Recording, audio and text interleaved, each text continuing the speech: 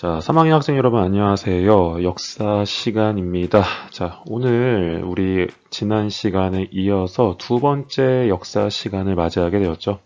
전 여러분들의 역사 선생님 김효준입니다. 네. 우리가 이제 온라인 수업을 시작하면서 정상적으로 이제 등교가 아닌 온라인 개학을 하게 되었죠. 그래서 온라인 수업도 하게 되었고요. 자, 여러분들 혹시 지난 첫 번째 역사 수업 어떻게 들으셨나요? 좀 많이 어려운 부분도 있었고, 나름 좀 쉽게 설명한다고 노력을 하긴 했는데, 여러분 어땠는지는, 아직까지는 감이 오질 않네요. 그럼에도 불구하고 여러분들, 저는 계속 열심히 영상을 만들기 위해 노력을 하고 있으니까, 최대한 여러분들, 이 어려운 역사 수업 쉽게 다가가기 위해서 노력을 해 보도록 하겠습니다.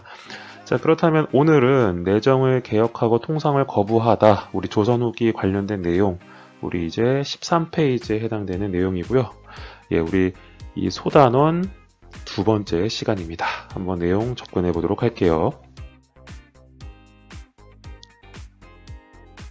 오늘의 목차는요, 총 두 가지 파트로 진행이 됩니다. 첫 번째는요, 병인양요가 일어나다, 그리고 두 번째는 신미양요가 일어나다 라고 하는 부분입니다. 자, 그래서 오늘은 특별히 이제 외국 세력과의 어떤 갈등과 대립에 따른 역사적 사건에 대해 다뤄볼 예정이고요. 한번 접근해 보도록 할게요. 자, 그렇다면 첫 번째 내용 파트에 해당되는 병인양요가 일어나다 라고 하는 부분입니다. 병인양요, 솔직히 무슨 뜻인지 여러분들 잘 모르겠죠? 왜냐, 이게 다 한자로 된 단어이기 때문이에요. 자, 그래서 우리가 먼저 내용을 살펴보기 전에 이 병인양요가 어떤 뜻인지 한번 살펴보는 시간을 가져보도록 할 텐데요. 간단하게요. 자, 첫 번째, 병인은 뭐냐? 자, 바로 병인년을 의미합니다. 그래서 1866년을 우리는 병인년이라고 불렀고요. 자, 그러면 이때 양요, 바로 뭐냐? 이 바다, 저기 바다에서 서양 세력이 조선으로 오면서 요란하게 난리를 피우는 그런 사건을 의미하는 거죠. 자, 그래서 병인양요라고 한다는 거, 여러분들 어떤 의미인지 파악하고 들어가면 될 것 같아요. 자, 그렇다면 병인양요의 원인, 왜 일어나는지에 대해서 알아보도록 하겠습니다. 자, 첫 번째. 자, 러시아와 조선. 사실은 그렇게 엄청나게 연관성이 있지는 않았어요. 차라리 조선과 청나라가 좀 더 연관성이 있었지요. 자, 그런데 러시아가 굉장히 추운 땅이었기 때문에 이 러시아의 목표는 뭐냐? 따뜻한 곳을 차지해서 거기에 항구를 설치하자라고 하는 것이었습니다. 자, 이때 청나라는 조금씩 세력이 약화되고 있었고요. 이때 당시 러시아는 따뜻한 곳을 찾기 위해서 남쪽으로 내려오게 되었고, 그 결과 조선하고 맞닥뜨리게 되었습니다. 자, 그래서 러시아는 이 남쪽으로 이동하는 이러한 의지로 인해서 조선은 굉장히 두려움에 떨게 되었죠. 자, 이렇게 러시아와 조선의 갈등이 슬슬 일어날까 말까 하던 찰나, 자, 이 당시에 권력을 장악하고 있었던 흥선대원군, 자, 프랑스에 이제 요청을 하게 됩니다.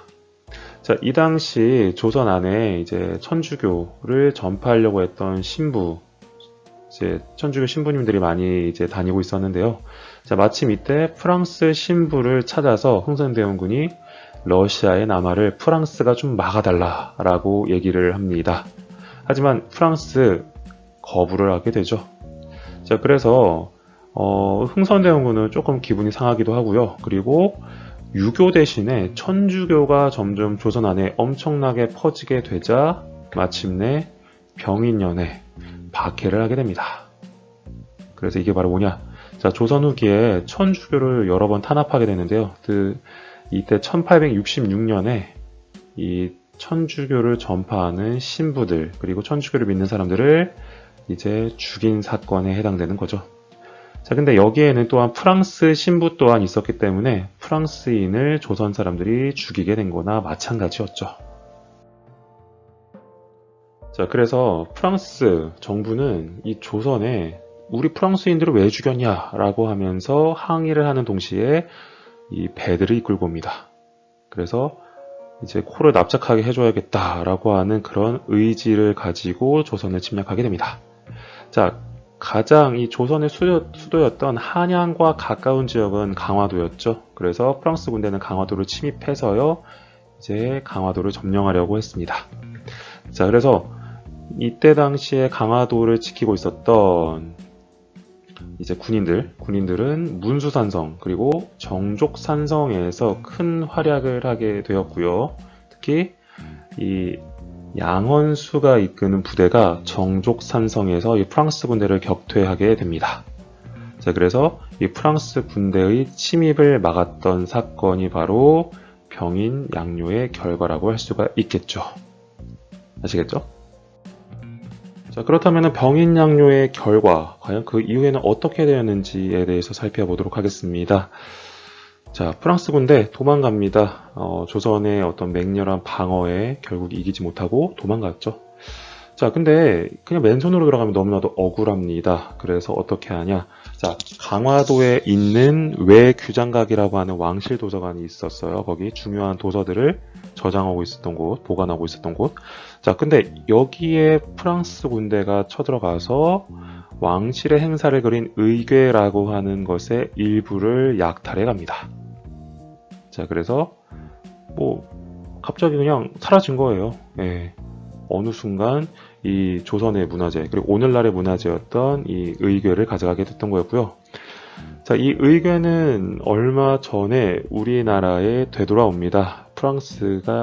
프랑스하고 우리나라하고 서로 이제 교섭을 해가지고요. 영구적으로 이제 임대를 받는다는 형식으로 되돌아왔죠. 그래서 결국 이 당시 1866년에 빼앗겼던 것이 이제 한 140년 만에 돌아오게 된 겁니다.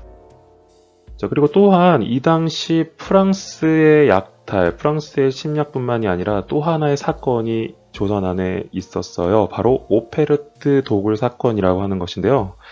자, 독일 상인이었던 오페르트, 조선에 도착을 합니다. 그러면서 조선에 이렇게 얘기를 하는 거였죠. 자, 독일 사람들 정직하다. 앞과 뒤 똑같다. 정직하게 거래하자. 거래할 거냐? 이랬더니 조선 사람들 꺼지세요. 이렇게 얘기를 합니다. 결국 이 독일 상인 오페르트와의 어떤 교섭에 있어서 조선은 철저하게 거절을 했죠. 자, 오페르트 기분 좀 나쁘겠죠. 그래서 이러한 사건을 펼칩니다. 자, 오페르트 자존심 많이 상합니다. 그러다가 이제 이러한 소문을 듣게 돼요. 바로 어떤 거냐? 흥선대원군 아버지의 무덤에는 어마어마한 보물이 숨어 있다. 그것만 판에서 가져가면 우리는 나름 이득을 보는 거다. 이런 식의 소문을 이제 듣게 되어서 이거를 진짜로 행동에 옮깁니다. 자, 야심한 밤에 가서 흥선대원군의 아버지인 남영군의 묘를 파내기 시작했던 거죠. 자, 얼마쯤 파냈을까라고 하는데 갑자기 이제 발각이 돼요. 자, 그러면서 도망가게 되고 결국에는 이러한 사건, 이들의 어떤 목표가 실패로 끝나게 되는 거였죠. 자, 예의를 강조하고 효도를 강조했던 이 조선 사람들, 자, 남영군의 묘를 파헤치려고 했던 이 서양 사람들 마냥 좋게 보이진 않았겠죠.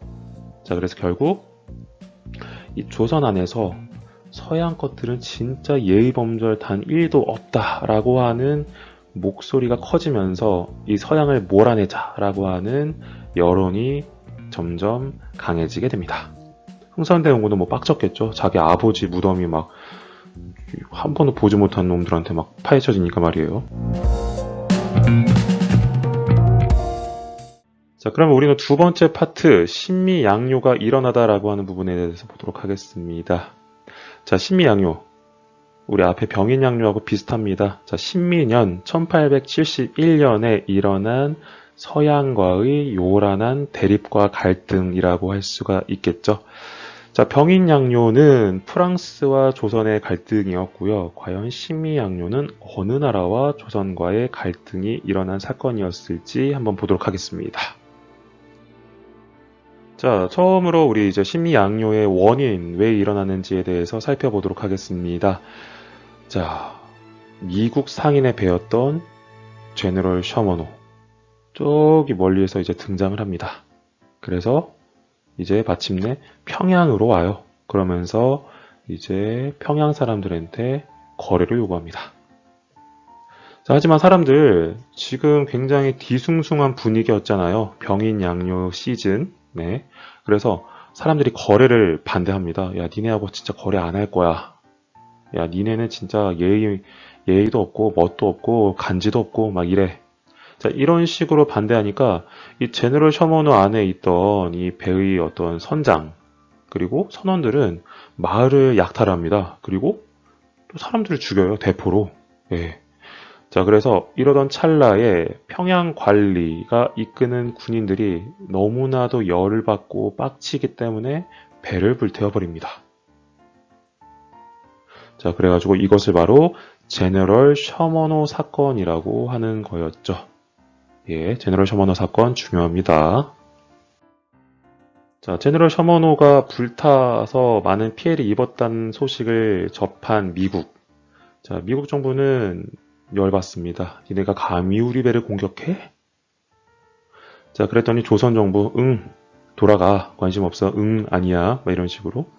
자, 그러면서 미국 이렇게 얘기합니다. 자, 거래할 거냐? 아니면 혼날 거냐? 야, 진짜 솔직히 말해서, 야, 니네 옆나라, 일본은, 야, 우리한테 탈탈 털렸어. 이런 식으로 얘기했던 찰나 조선은, 야, 우리도 대포 쏠 수 있거든? 이런 식으로 하면서 서로 대립을 합니다. 자, 그러면서 미국은 침략을 해야겠다는 다짐을 하게 되었죠. 그래서 공격을 선포하게 됩니다. 자, 그래서 마침내 전쟁이 일어나게 되고요. 우리 지난번에 병인양요 어디에서 일어난 거 여러분들 어느 지역에서 일어난지 아시죠? 바로 강화도였죠. 자, 똑같습니다. 자, 미국은 또한 강화도로 침입을 합니다. 그래서 열심히 조선의 강화도 군대가 싸우게 됩니다. 하지만 광성보라고 하는 지역에서 어제연 장군이 이끄는 강화도 군대가 열심히 싸웠어요. 하지만 미국의 또 나름 선진화된 이 무기 앞에 속수무책으로 당하고 있었죠. 자, 하지만 조선군 이대로 절대 물러나지 않습니다. 자, 그래서 저항을 멈추지 않았고요. 그 결과 미국군 철수를 하게 되고 퇴각을 하게 됩니다. 자, 광성보에서 우리 군대의 피해는 좀 컸어요. 하지만 그럼에도 불구하고 계속 싸워서 지키겠다라고 했던 조선 군대의 의지가 나름대로 미국군을 몰아낼 수 있는 하나의 원동력이 되었던 거죠. 이해되시죠? 자, 신미양요의 결과입니다. 자, 앞서 병인양요 그리고 신미양요 한 거의 5년 사이에 이런 이제 전쟁이 2번씩이나 일어났잖아요. 그래서 이 당시에 권력을 장악하고 있었던 우리 지난 수업 때의 어떤 주인공 흥선대원군 굉장히 빡칩니다. 그래서 자, 답이 없다. 이 코가 큰 진짜 우리보다 진짜 얼굴이 너무나도 큰 이 서양 사람들 정말 답이 없다. 그래서 야, 교역은 진짜 조선 사이에서 하면 안 돼. 조선인들 절대 하지 마. 라고 하면서 전국 각지의 척화비 화해를 반대하는 비석을 세우게 됩니다. 그래서 잘 보이는 곳에다가 이제 사람들 이제 많이 오는 곳에다가 척화비를 세우는 거예요. 그래서 척화비를 읽어보라고 하는 거였죠. 바로 어떤 내용들? 서양 놈들이 조선에 쳐들어왔어. 근데 싸우지 않고 그냥 가만히 그냥 뭐 반기잖아? 그러면은 그 사람은 서양 놈들하고 짝짝꿍 친하게 지내는 거고 찐친인 거고, 자, 그리고 조선 땅 안에서 서양 놈들하고 화해하자고 주장하는 놈들은 조선을 팔아제끼는 놈들이다. 이런 식으로 강하게 얘기를 하는 거였죠. 자, 결국 이렇게 흥선대원군은 통상 거부, 우리는 외국과 상거래를 하지 않겠다라고 하는 이 거부 의지를 전국에 있는 모든 조선의 백성들에게 알리게 되었던 거였죠. 아시겠죠? 자, 그렇다면 이렇게 통상 수교를 거부하려고 하는 정책은 크게 두 가지 측면을 나타내고 있습니다. 자, 맨 처음에 우리 어떤 의미가 있는지 한번 보도록 할게요. 자, 첫 번째, 외세의 침략을 일시적으로 막아낼 수 있었다라는 거였죠. 자, 특히 왼쪽에는 청나라가 서양 연합군에 의해서 탈탈 털렸고요. 또한 오른쪽에 있었던 일본의 국가는 또 미국의 어떤 그런 압력에 결국 문호를 개방했었죠. 자, 하지만 조선은 이렇게 병인양요 그리고 신미양요를 겪으면서 더욱더 우리는 막아야겠다, 침략을 끊어내야겠다라고 하는 생각을 하면서 외세 침략을 막아낼 수 있었던 정책을 펼치게 되었었죠. 자, 하지만 이러한 사건에 이러한 거부 정책은 또한 한계 또한 지니고 있는데요. 바로 어떤 거냐?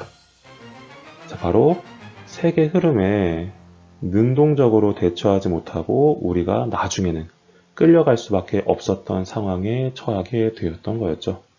자, 그래서 이렇게 통상수교 거부 정책은 두 가지 측면이 있다는 거 여러분들 알아주시면 될 것 같아요. 네, 이렇게 해서 자, 오늘 여러분들 또한 간단하게 지난 시간에 이어서 흥선대원군의 어떤 정책들 있죠? 통상수교 거부 정책.